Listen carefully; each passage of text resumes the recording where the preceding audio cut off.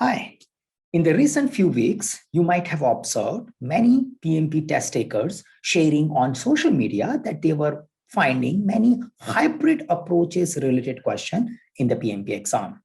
Now, because of these sharing, I think there was a good amount of interest got created in hybrid approach and how should a PMP test taker should approach these hybrid questions.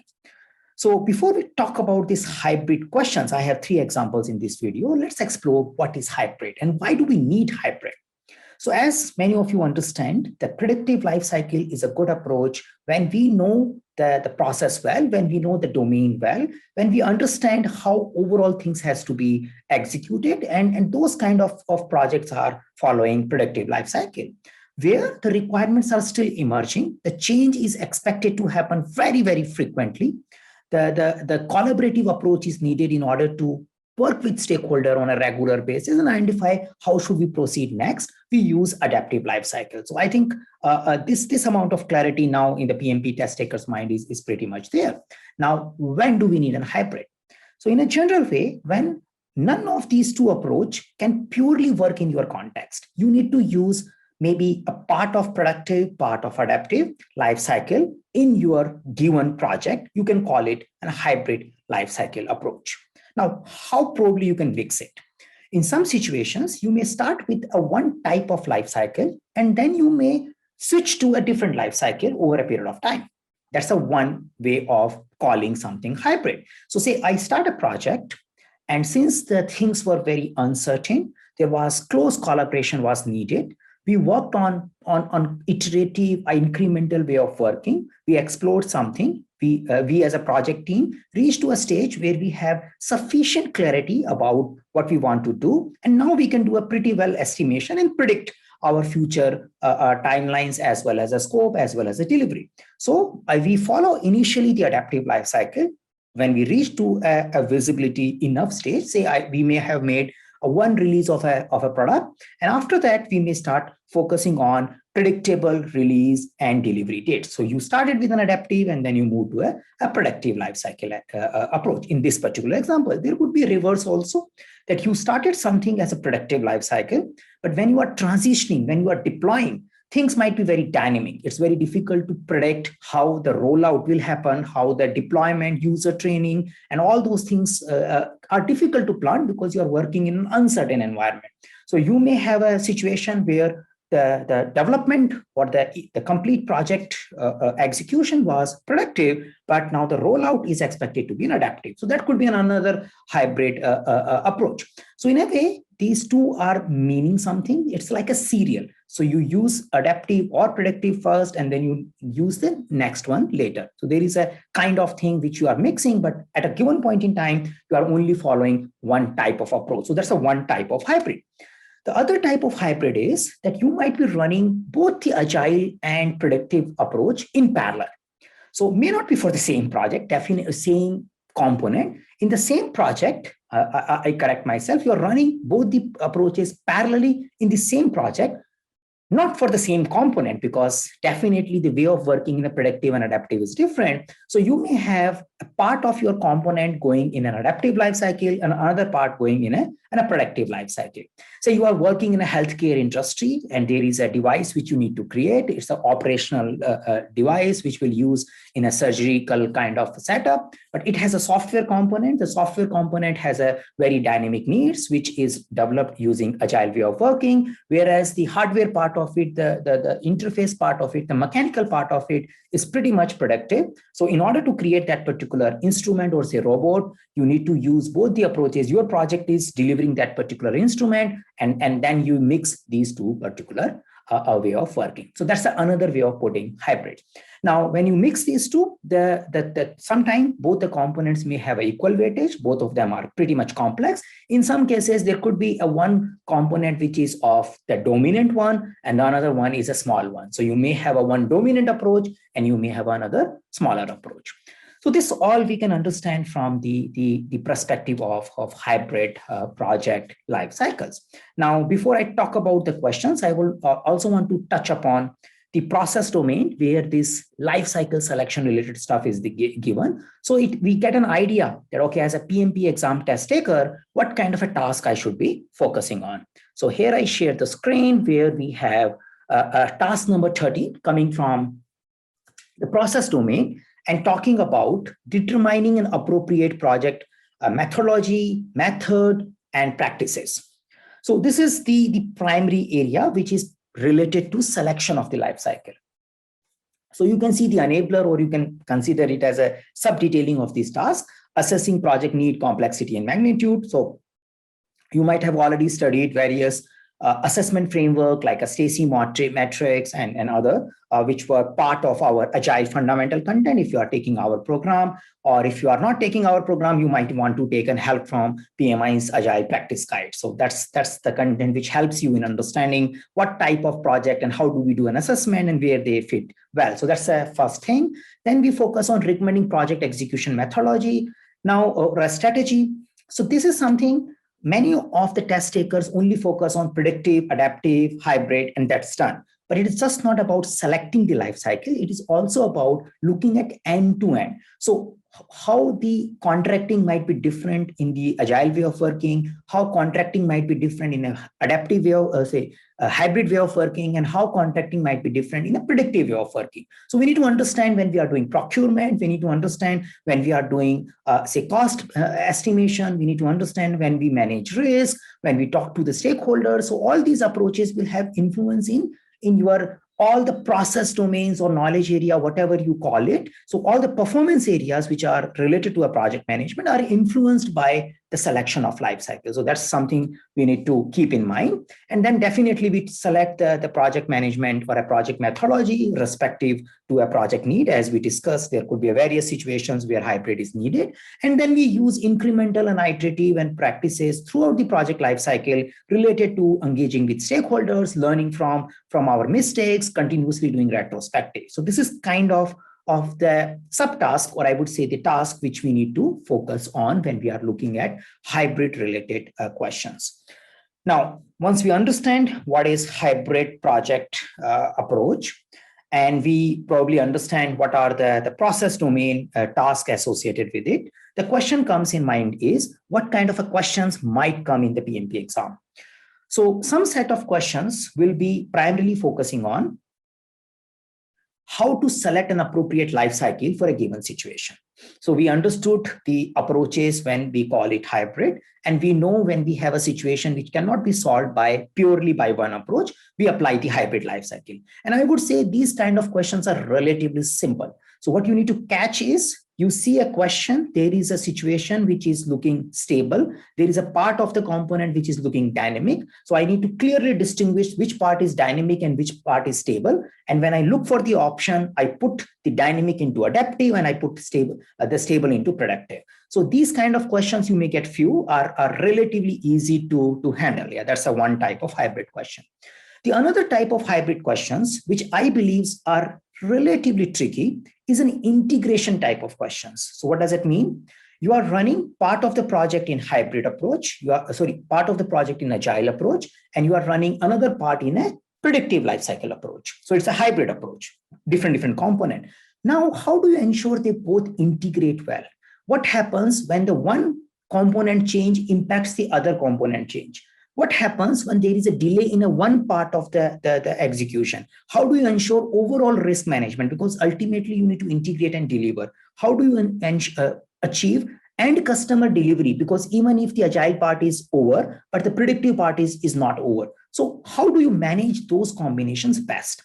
So in order to take care of these integration related questions where something is happening in adaptive and something is happening in predictive, I personally believe good understanding of rest of the knowledge areas and understanding how different approaches, agile and predictive, operates in a particular area of project management helps you in identifying the right approaches. Yeah, so that's a little bit tricky. You may need to spend a little more time looking at options, and you need to practice more and more such kind of questions so you get a little bit better grip in integration related questions. So let's see 3 questions related to this particular hybrid approach.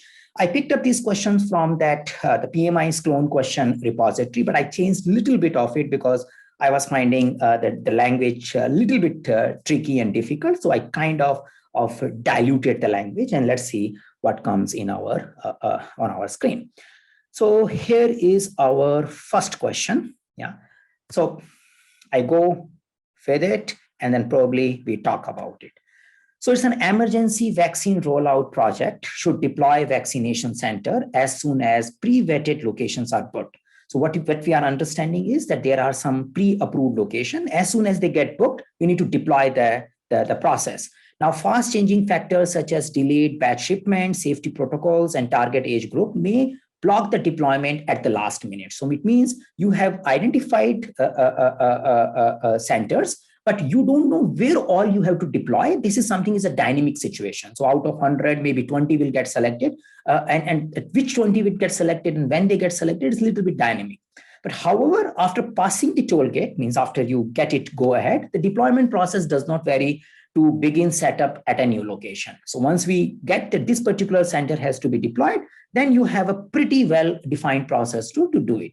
Now, which project approach would best support the goal to maximize the number of centers deployed?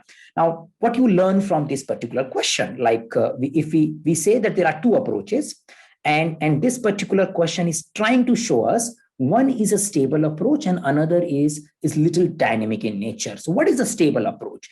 You can say here clearly written that deployment process may not vary once you identify the location. So this is something you can say is a stable process, or you can say it's a predictive process.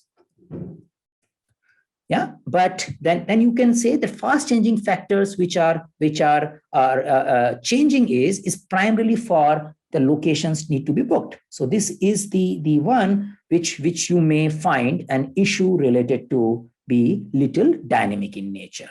So you can say the selection of locations, this part is something is a dynamic or a adaptive in nature. So we need to find the options where we can get the deployment productive and selecting of the location adaptive or agile, and we are done. So that's pretty simple. And I believe selecting or these kind of questions are relatively easy when it comes to an hybrid approaches. So you can see a fully predictable life cycle. So you definitely know that anything which is fully will not work here. So you need partly agile and partly predictive.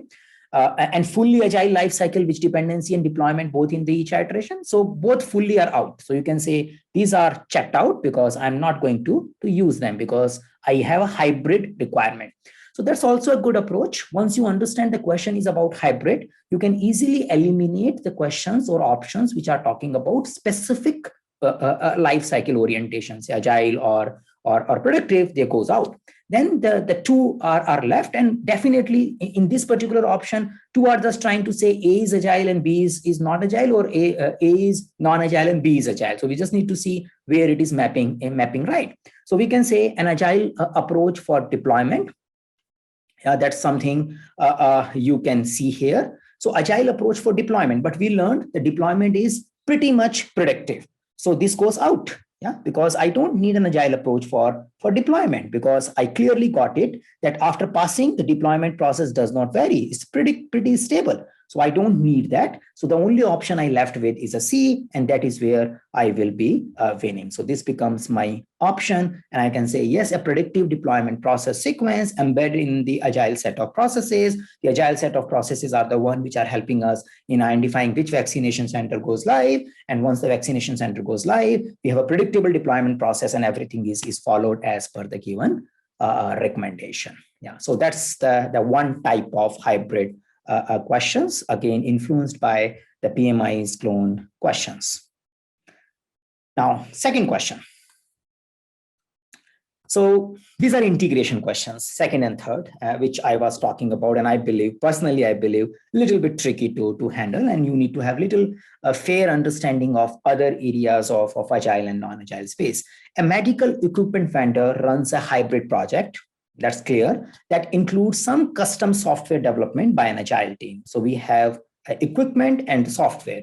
The team's progress is good. So assuming the software team progress is good, but slower customer approval causes unnecessarily delay. So even if you are done, the customer is not able to approve the software part as well.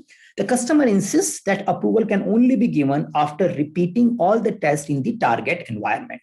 So you might be doing something there, but we have a target environment, and there we want all the tests should be repeated, and else this is not something which is of our use. How can a project manager accelerate the approval and build customer trust at the same time? Now, the situation is hybrid, but the question is primarily about that I have an agile way of working, but my customer is not giving me incremental approvals because the customer expects me to do something in the target environment. So I am finding difficult to finish my work incrementally. So that's the whole pitch here. Now, how as a project manager, I can ensure the team should be able to work in such a way so that incremental work is acceptable.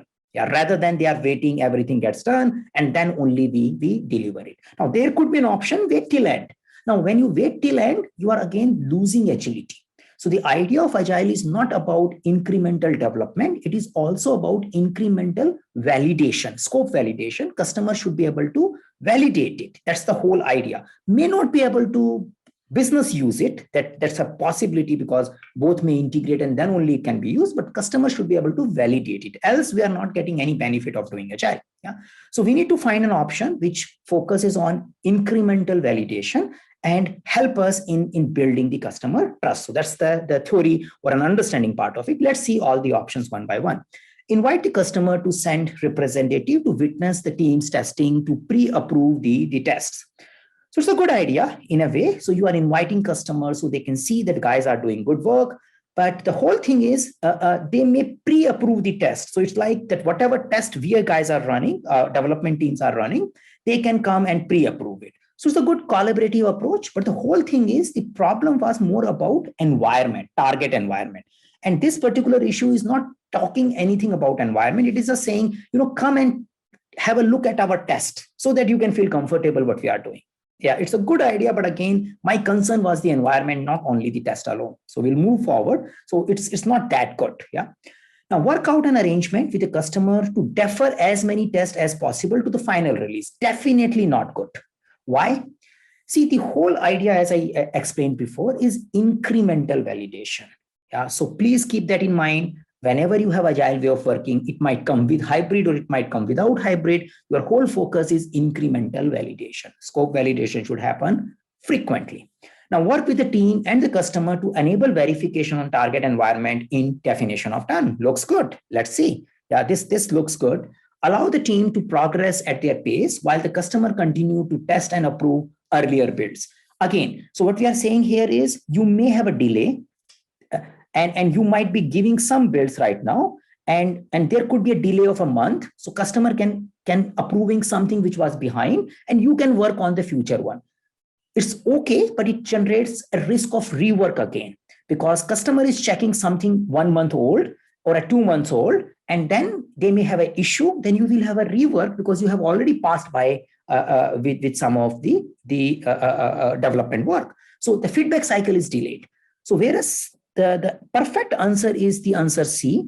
But again, the answer C requires you to understand what is definition of done. So it is just not an hybrid approach question. It is primarily validating. This question, in my view, is primarily validating the test taker's understanding of what is definition of done and what should be the quality approach when we work in the agile environment and how frequently you should target to validate your scope. So you validate your scope as soon as possible. You don't keep a delay between development and testing like the option D was talking about. And the definition of done is something which helps you in having common agreement between development team and the customers that when we say something is finished, it should include these all steps. So if I include the target environment, and the answer this particular is saying, we will set up the target environment in the development space alone. And we make a rule that the development team will not say, this is done till the time the target environment testing is not done. Yeah, so we are adding the verification step as a part of definition of done for each and every component, each and every product backlog item we are working, and that will ensure the customer issue taken care, and that will also build trust in the customer and the development team, and will help the customer to have a incremental validation. So that's the question number 2. I would say it's a little bit mixed mode, and not just purely testing your hybrid understanding, but testing your overall project management skill. Yeah. Question 3, again, a hybrid virtual reality project. It's an integration thing. And that's why I want to stress upon, please don't consider hybrid question as just a life cycle selection questions. There are little deeper than life cycle selection. So hybrid virtual reality project is running an agile software track and a predictive electronic track. Unfortunately, halfway into the project, delays are accumulating due to misalignment deliverable release between the two tracks. So in a real world, I believe this is going to be a very complex problem. So it's like this, that you have a part of the project working in agile way, another part is working in a predictive way. Predictive way project had some milestone, agile project has agile component also had some iteration and releases, and sometimes they are dependent on predictive and they are not meeting those milestones, and sometimes the predictive guys might be hoping that agile guys will produce something and you are not meeting, and we are in a situation where two life cycles are different, but we have a frequent integration points, and that is creating chaos. Yeah, that's the whole thing. Now, as a project manager, what should you do in order to ensure alignment between these two components of your project? Yeah. So I believe this all depends upon our options understanding, because there could be multiple things you can do. So in general, you focus on collaboration over documentation. You focus on how frequently people can talk to each other. You focus on handling the issue proactively rather than delaying integrations and other things. So that's the kind of a belief you keep in your mind. So let's see what all we can select out of the 5 options here. Daily Scrum involving both track team members. Say, it's a great idea. It increases collaboration, but only thing is it's not possible to involve the 2 component teams and doing daily Scrum by involving each and every team member. So I would say it's a candidate probably. I don't get a clear number of team members in this particular question, but I assume since there are 2 separate components, there must be more than 10 if I sum these 2 total, but I can keep this question as a question mark because doing such a big daily Scrum might not be that much fruitful. So I just keep it there. Product backlog with a critical path task sequence. So again, this is something in an agile way of working, I may not reach to the stage where I have a task for a product backlog. So I cannot create a critical path for my product backlog items. But why this option is here? It may look very attractive option because the problem is misalignment. So you may think, okay, if I have a critical path for product backlog, then I probably able to take care of dependencies and delays. But the idea here is why we are using Agile, because we don't have a clear priorities and priorities will emerge. So that's why I'm not applying critical path with product backlog because I don't have identification of tasks with the product backlog. Weekly coordination meeting with a selected representative from 2 teams. This looks perfectly okay. There is no problem because it is promoting collaboration like A, but not talking about everybody attending. That's a good thing. And it is giving a possibility of weekly, so which looks okay. Yeah, that's many times these kind of meetings, if done in a multiple Scrum teams, are also called Scrum of Scrum. So it looks pretty okay that yes, we can do something here. Joint release planning with the alignment of dependency. So this is something saying that both the teams probably do some kind of a release planning together and ensure some kind of an alignment of dependency. So looks okay. I can say let's see the last one. And then probably we can decide. Epic breakdown with a work breakdown structure. So again, you don't do a WBS and epic breakdown in the same way. Epic breakdown is not something which is equivalent to work breakdown structure. So that is something is again looking like an option B, but not relevant here. So in this particular case, I will left with C and D, which is primarily saying have a joint planning, even if you are agile and non-agile. you may have a different milestones and approaches, but you need to have a joint planning and clear identification of dependency. So you work with proper tracking of dependency. That's the first thing. And the second thing is, once you have a dependency in your hand, then you closely work together during the execution stage by way of doing weekly meetings, different components of the project teams, and that probably help us in achieving the better result. So these were the 3 questions. If you have something to ask related to the PMP or hybrid or any part of it, feel free to visit our forum, and you can share some of your comments here as well. Detailed discussion is usually easy to do at a forum.eisenbridge.com, but if you have small query, it might be posted in the comment area as well.